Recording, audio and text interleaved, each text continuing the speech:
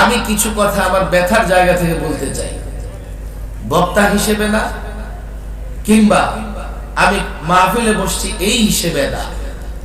আমার বন্দি জীবনে মনে হয়েছে যে আমরা জাতিকে ইসলাম বুঝাইতে পারি নাই। কেন জানেন? বন্দি হবার আগেও কোনো প্রোগ্রামে গেলে, আমরা যখন কোনো প্রোগ্রামে যেতাম, লক্ষ লক্ষ মানুষের জমায়েত হতো।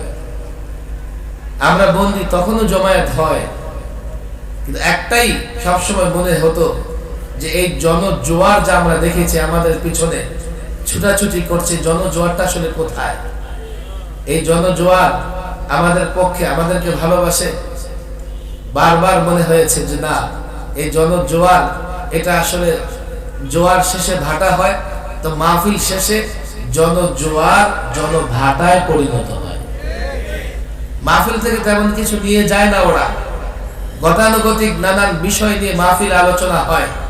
জীবন বদলানোর সিদ্ধান্ত নিয়ে না আমরা মাহফিলে উপস্থিত হই, না আলোচকরা জনগণের জীবন বদলাবে এমন আলোচনা করেন। বারবার আমার মনে হয়েছে আমাদের ব্যর্থতার জায়গা এটা। আমরা যদি জাতিকে ইসলাম বুঝাতে পারতাম, তো আমরা যেখানেই থাকি শান্তিতে থাকতে পারতাম। সরকারি মেহমানখানায় থাকি আর সুদূর অন্য কোনো রাষ্ট্রে থাকি, আমাদের কোনো আপত্তি থাকতো না। এখানে অনেক ছাত্র আছে, মঞ্চে ওলামায়ে কেরাম আছেন। বারবার আমি আমার চিন্তার জায়গা বলি, হতে পারে এই চিন্তার জায়গাটা এটা অস্পষ্ট আমার পক্ষ থেকে, আপনাদের কাছে অস্পষ্ট, আমার কাছে ক্লিয়ার হলেও আপনাদের কাছে অস্পষ্ট কিংবা অসম্পূর্ণ। আমি বলবো শুধু এই বিষয়টা নিয়ে চিন্তা করবেন যে আসলে জনগণকে আমরা ইসলাম বুঝাতে পেরেছি কিনা। যে যুবক যাকে আমরা ইসলাম বুঝাই, সে কিন্তু ঠিকই ইসলামটাকে এমন ভাবে আঁকড়ে ধরে ইসলাম ছাড়তে রাজি হয় না। কথা ঠিক না বেঠিক? এমন অনেক শিক্ষিত লোকজন আমি দেখেছি, অনেক শিক্ষিত সমাজের প্রতিনিধিত্ব করে ব্যক্তিকে আমরা দেখেছি। আমার দিকে আপনারা তাকান, ইসলামে যত বিষয় আদি আছে, 20 মিনিট সময় আমাকে দিবেন আপনারা? কষ্ট হবে না তো?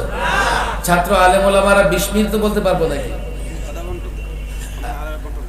যদি আপনারা নড়াচড়া করেন আমার মনোযোগে বিঘ্ন ঘটবে।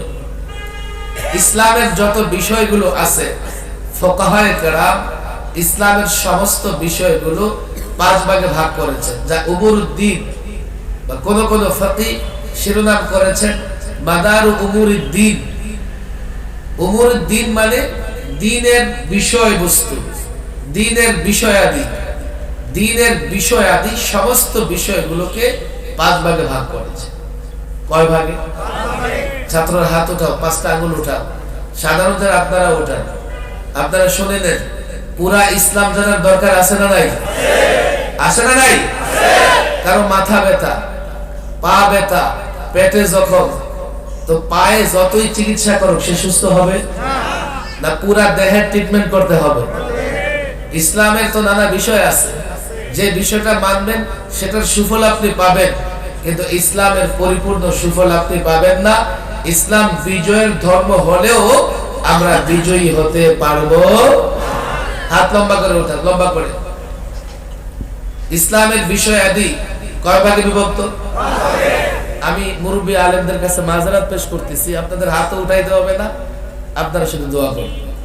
যারা মুরব্বী আলেম আছে, সামনে কোনো আমি মুরব্বী দেখতেছি না, সব ইয়ংস্টার, সবগুলো যুবক। কথা ঠিক না বেঠিক? হাত লম্বা সময় উঠাইতে হবে, এই জন্য মুরব্বীদের আলাদা করতেছি। লম্বা লম্বা। ইসলামের সমস্ত বিষয়গুলো কয় ভাগে বিভক্ত? 1 আকায়েদ, 1 কি? আরো জোরে। 1 কি? আরো জোরে। 2 ইবাদত, বলেন 2 কি? বলেন বলেন। 3 মুআমালাত, 3 কি? 4 উকুবাত, 4 কি? বলেন 4 কি? 5 আদাব। আপনার গল্প বলতে